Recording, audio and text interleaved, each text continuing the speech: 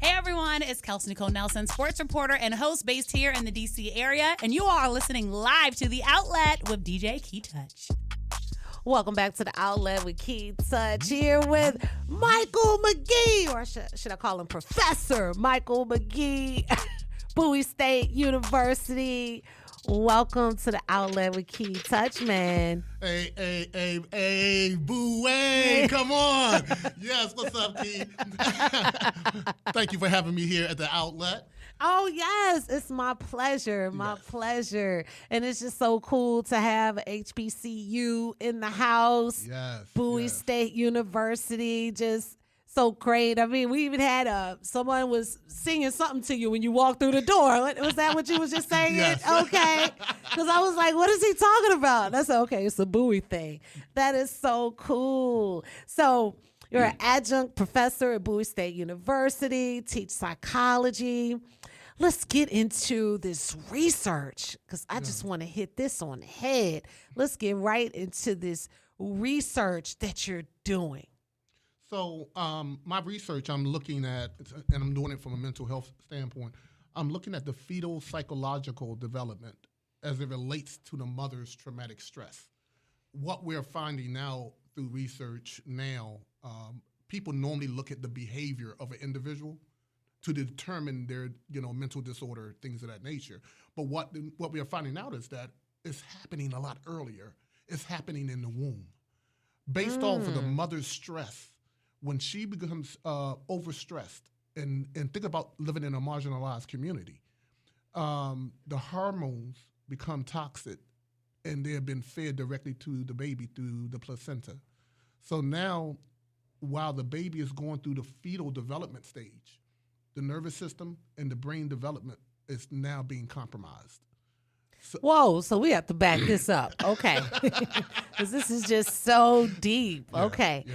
So your research is on the trauma that pregnant women experience and passing it down to their children in the womb. Right. Epigenetic. What happens is the gene expression starts to change.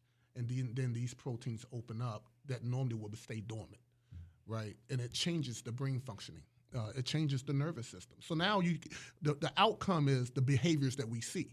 Things like oppositional defiant disorder, conduct disorder, ADHD, autism. I mean, the list just goes on and on. So now we are seeing these behaviors in the classroom. We're seeing these behaviors in the street. We are seeing these behaviors, like in our community. So that we know what the problem is. It's how do we change what's going on? And this problem has been going on ever since 1619. It's been passed down genetically, transgenerational. So this is a transgenerational problem that we have been working through, and we now have assimilated to another person's culture, which is not our own, and that has conditioned us to accept the stress and the trauma as normal. Wow, so this is deep. You're saying that this trauma that we're talking about is generational. Yeah. And it goes back to slavery. It does. Think about the laws that was passed, like in North Carolina in 1831. They prohibited slaves to get an education. You look at in 1849 in Virginia, they prohibit slaves to gather for religion. In 1866, you have Florida, who had the Black Code, who the states would not give funding to educate Black people. So not only mentally were we not getting counseling for the horrors of slavery, but we was restricted from things that would have solved this problem that we are seeing now. So like religion and education and right. Wow. Yeah, it goes deeper, and I think a lot of times people only look at the surface. But my job as a researcher is to look at the root cause and do a root cause analysis. Where did it initially come from, and how can we now educate people? And that's why they're taking critical race theory. They don't want that, because through critical race theory, we expose the horrors, we educate, and then we find solutions. Wow, this is heavy. Yeah, this is yeah, deep. yeah, This it is is. deep. I want to go two places. So I want to come back here. Let's come back into today's time when we're talking about ADHD, ADD, all these behavior disorders, and including autism. I'm curious as to why are we seeing more of those diagnoses now versus what we saw in the 90s and prior? Through research. Research is revealing that it's out there. It was a lot of black people did not go, or people of color did not go and get mental health treatment, and we can understand why. Look at this Tuskegee experiment, right? So we didn't do it. So now that people are now finally going to get mental health therapy and counseling and things of that nature, and they're taking it seriously, now we're seeing it a lot more. But here's the problem: this new administration. This new administration now has cut funding to NIH, the National Institute of Health. So with that, what happens to the research? Now, we might lose a whole generation of scientists because they cut the funding. So no research on cancer, no research on marginalizations, no research on lifespan development, no research.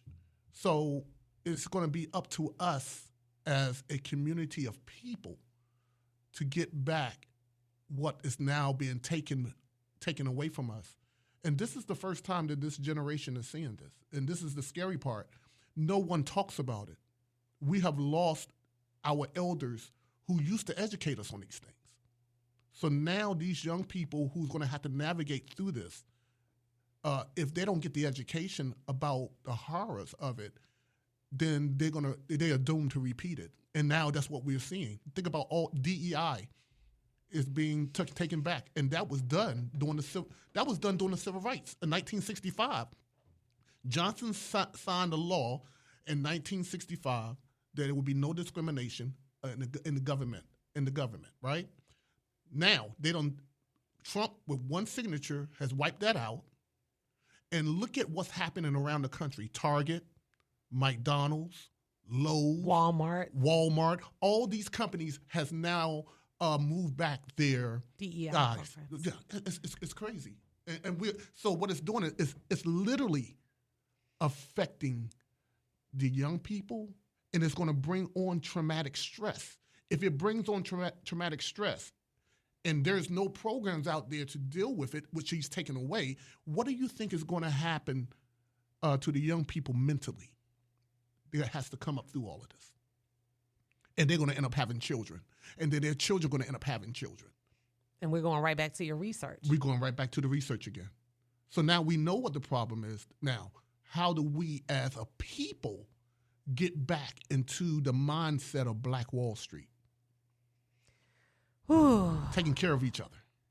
I don't know. And I feel that social media is problematic. It's problematic for adults. It's problematic for the youth. It's problematic for people who aren't utilizing it just for their business. Yeah. It's a distraction. Huge distraction. It's a distraction because through social media now, even looking at what Zuckerberg just did, when it comes to fact checking, right? You know, they're eliminating that now. So now the young people are open. I had a class and I talked to them about the election, and you should have seen how misinformed a lot of these young people were based off of social media. But that's not the place for the news. And that's one thing we have to really stress. And I even tell my friends that you can't get your news from social media. You have to go to a credible news source to get your news. That's like getting your news from YouTube. Yeah. But what's credible nowadays? Bezos, who owns the Washington Post. Then you got Fox. Then you got all these news outlets, right, that are sitting at the inauguration of Trump, sitting right there with them. These are the credible news organizations that we grew up with. Who didn't grow up in D.C. Picking up a big, thick Washington Post? That was trusted. who didn't look at Fox News. It used to be trusted, but now we're getting we're getting more like a state-ran newspaper that is so right-winged that it is only focusing on a certain group of people. It's not no longer being looked at overall and helping out everyone. So we've been lied to. Deep discussion here with Professor Magee. Of course, he was going to bring it to me just like that. We're in a deep discussion here on The Outlet with Kei-Touch, and it's deep. It's really deep, and it's something how much has changed in less than a week. All these protections rolling back, and the funding for NIH being cut. Yeah. That's research to, wow. Yeah. That's how we get all kind of medicines. They were in research. Everything is researched and tried and tested and proven. Yeah. And FDA, they're going after them too. So who do we trust? Who do we trust? You can trust The Outlet with Kei-Touch to bring you the best of the best. I attest. Stay with us. 1450 WOL, where information is power. Kids across America are going to school hungry. Millions of kids every day. Hungry kids get sick more often and can struggle in school. It can be harder for them to focus and learn. But one simple thing can help change all of this for a hungry child in America. Good, healthy food and the energy it brings. With help from caring people across America, No Kid Hungry is providing healthy meals and hope to hungry kids so they can build better futures. We want to ensure that all of our kids have healthy meals every day. Thank you. Thank you for helping feed our kids. To learn more about ending child hunger in America, go to helpnokidhungry.org today.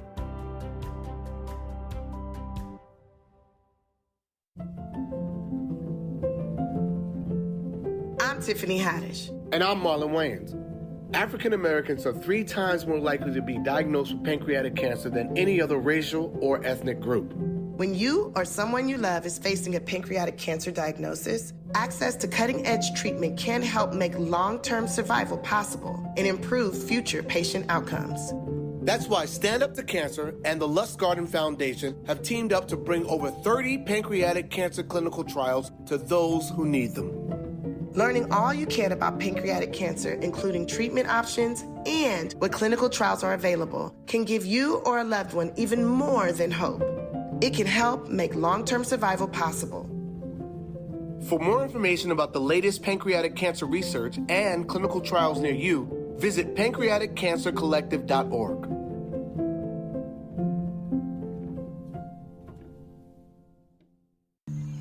A gentle breeze blows across your face as you take a refreshing sip of water, appreciating the stillness of another morning fishing on the lake. The distant gurgle of a stream reminds you of days spent playing in the creek, the cool, clear water rushing between your toes. You love this time with nature, the feeling of putting everything on hold to connect with the world around you. Now, imagine it's all gone. No fish, no lake, no water. One of life's most vital resources, irreplaceably depleted. Time is running out to protect fresh water, and without our love, it can and will disappear. It's our choice. Love it or lose it. Help protect our fresh water. Visit World Wildlife Fund at wwf.org/love. Check out The Outlet with Kei-Touch every Saturday 5 to 6 p.m. Eastern Standard Time, right here on WOLDCnews.com. Welcome back to The Outlet with Kei-Touch. I just want to send my thoughts and prayers to all those suffering in LA. I mean, it's just terrible what's going on. And the one thing it made me think of is to see how their community is coming together. They're helping each other, even under the threat of the government not helping. They are coming together as a community to help each other. And I want to urge anyone who knows anyone in LA, anyone impacted, just help them. Just reach out and don't just ask them how they doing. I mean, not being funny, they're not okay. The fires are not under control, even if their property hasn't been hit. They're all at risk. Anybody in the greater LA area until it's under control. Reach out and bless somebody. Just reach out and bless somebody. Before the break, Mike, we were talking, and during the break we talked, and it's something. It seems, or it appears, that a lot of Black people lost their way after integration. Yeah. Because prior to that, we were all we had. We had a community. We had our own doctors. We had our own grocery stores. We had our own lawyers, our own cab companies, our own everything, our own economic base. And if you think about it, corporatization got big after integration. Mm-hmm. Isn't that something? Mm-hmm. Mm-hmm. And I think with the hand we're being dealt, and we're going to really have to rely on each other and really help each other. And I just want to read this quote by the late, great Coretta Scott King. The greatness of a community is most accurately measured by the compassionate actions of its members. Your thoughts on that quote? No, she's absolutely right. It is all about the community. We are a people of community. Yes. That's where we come from. You know, so we have to get back and to educate the community. Number one, we have to educate the community. Yes. Because the community is miseducated. They're not being educated properly. Then once we educate the community, just like Black Wall Street did, we need to be able to gel together and help each other and spend our money with each other. And the problems right now is that we're spending our money with people who don't care about us. You know, why are we going to Walmart and they're turning back the DEI programs? Why are we going to Target? Why are we eating at McDonald's and all of these other places? Because we have been conditioned to be that way. So we're being conditioned to forget about us and help everyone else. So we need to get back into the community. We need to start educating the community. We might have to look at community schooling, where the community provides for the school, because the education, there is a threat on the Department of Education.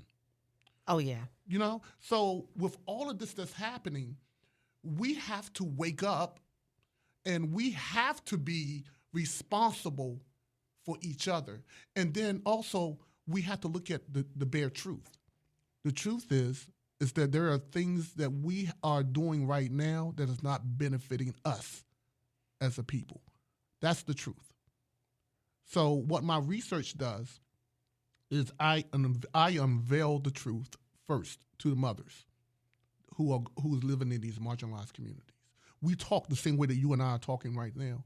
And then I carry them through an 8-week program where they're getting resources and things that they need in order for them to be healthy, in order for them to reduce the level of stress, to recognize these things, to recognize their thought patterns. So I am connecting, and it has never been done before. I have wrote a theory that I connect nature, which is the genetic components of the behavior, what's happening in the womb, to nurture, what we're seeing afterwards, right? So by connecting both of those and making it into one theory, now we can look at the full lifespan of development, not just what happens after birth. We really need to focus on what's happening before birth. That's really deep. Yeah. That's really deep. How long have you been doing this research? I've been working on this research now for about 3 years. 3 years. Yeah. I lost the ability to walk in 2015 due to workplace stress, and I wanted to figure out why. And guess what? I had a vulnerability to stress because my mother, when she was carrying me, was very stressed. So that protein just laid there, and then when I got overstressed, it took me out. Literally. It literally took me out. I lost the ability to walk. I had 3 major surgeries. I was in 3 different nursing homes. I literally was sitting on the bed thinking that I was going to die. So, and you're not an old man. I'm not nowhere near. And they couldn't figure out why. Nobody could figure out why. Yeah, but what happened? It was called adrenal fatigue. That means the stress that was so pervasive, it was circulating my body, ongoing and never shutting down. Your body is a magnificent instrument. Stress is supposed to come from the amygdala, in the hypothalamus area of the brain and the amygdala, and it's supposed to come and then in the cortisol is supposed to help calm you down. It releases though. But what happens is that the stress goes on, and it started to toxify the nerves in my back and my legs. And then now all these different mental behaviors popped up as well. So stress really, like we've always said, stress kills, but stress kills. It does. Stress can kill.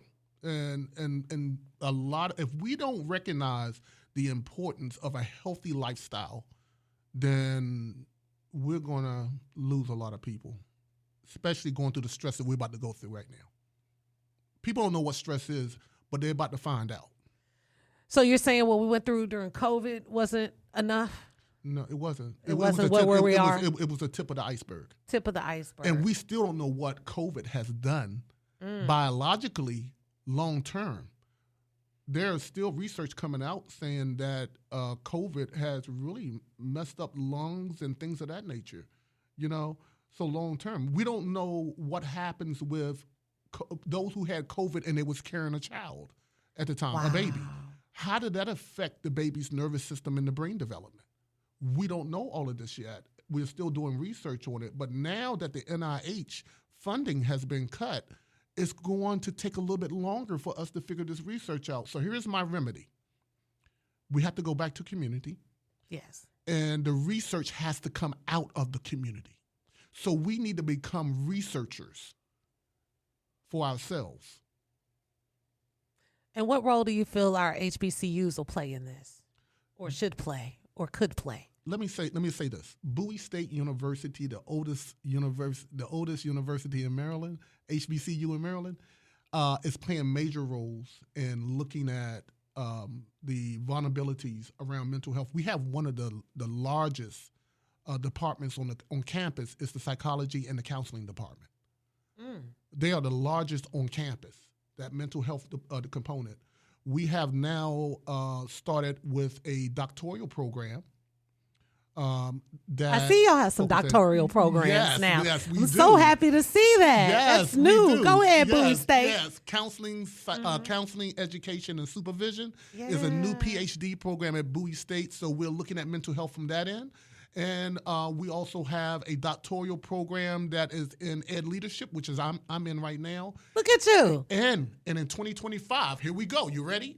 In 2025, coming up very soon, our nursing PhD program is going to start. Oh, wow. We're starting. So health. Bowie State is honestly looking at how can we be change makers in this field. They're also looking at what is important for the community.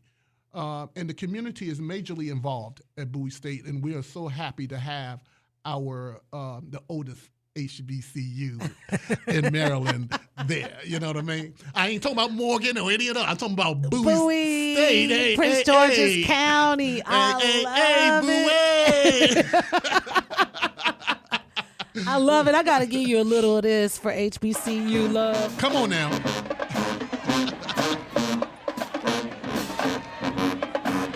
If y'all don't know that song, that is Candy. HBCU marching bands. I just love it. It's nothing like it. It's so much pride. Yes. And the beauty is, and this is something before we end, that I always talk about. I said, if Black Americans were so ignorant, we would not have over 100 HBCUs today. Yeah. And understand, a lot of them were established because Bowie was established, 1863, 4, 5. Okay, I was close. I was in there, but I mean, think about that. That was during the Civil War. Mm-hmm. Right when it was ending. That is something. Yeah. That is something. Yeah. And I mean, depending on the month, because I'm from Texas, the slaves weren't free down there yet. Exactly. I mean, they didn't get the message. They didn't get the message. So this is deep. Professor Magee, we're going to have to pause right here. Thank you for the information that you were able to share. This is so deep. It is so deep. And this is a great insight when you're talking about traumatic events on mothers and how it impacts the child. And it goes even deeper when we're talking about the stressors of the world as Black people here in America and the impact on that and mental health. Wow, we just have so much more to cover, man. You're going to have to come back so we can continue this conversation. Thank you for representing Bowie State University and HBCUs so well. And like you said, it has to go back to the community. It has to go back to the community. And we need to talk about the men, because men play a major role in all of this. Oh, yeah. Yeah, this is going to be a whole hour-long show. Look, it's the Outlet with Kei-Touch. Thank you again. Till next week. Peace.